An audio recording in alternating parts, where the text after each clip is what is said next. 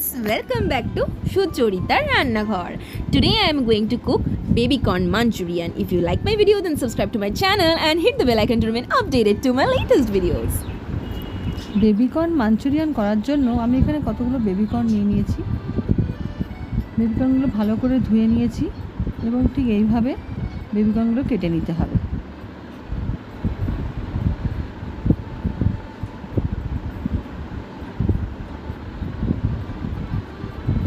এবং একটা কড়াতে জল দিয়ে কাটা বেবি কর্নগুলোকে সেদ্ধ করতে দিতে হবে।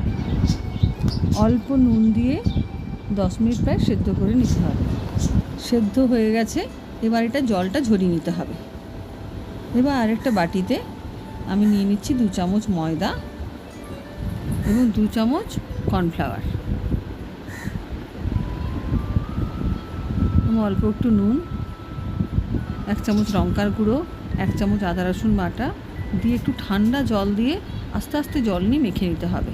তারপর সেই মিশ্রণটার মধ্যে বেবি কর্নগুলো দিয়ে ঠিক এভাবে মিশিয়ে নিতে হবে এবং তেল গরম হলে কড়াতে একটা একটা বেবি কর্ন এইভাবে ভেজে নিতে হবে।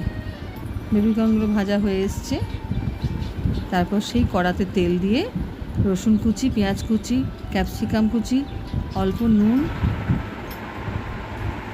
আদা রসুন বাটা, 1 চামচ লঙ্কার গুঁড়ো, পরিমাণ মতো হলুদ গুঁড়ো দিয়ে ভালো করে বেবি কর্নটা দিয়ে ভালো করে মিশিয়ে নিতে হবে। ভালো করে মিশিয়ে নিয়েছি। এবার আমি বাটিতে একটা সস তৈরি করে নিচ্ছি, তাতে 1 চামচ কর্নফ্লাওয়ার, 1 চামচ সোয়া সস আর 2 চামচ টমেটো সস নিয়ে ভালো করে একটু জল দিয়ে মিশিয়ে নিতে হবে। সসটা রেডি হয়ে গেছে, এবার ওটার মধ্যে বেবি কর্নটার মধ্যে দিয়ে দিতে হবে। খুব অল্প একটু চিনি আর অল্প একটু নুন কম হচ্ছিল মিশিয়ে দিতে হবে। তারপর একটু ধনেপাতা কুচি মিশিয়ে দিলেই রেডি বেবি কর্ন মাঞ্চুরিয়ান।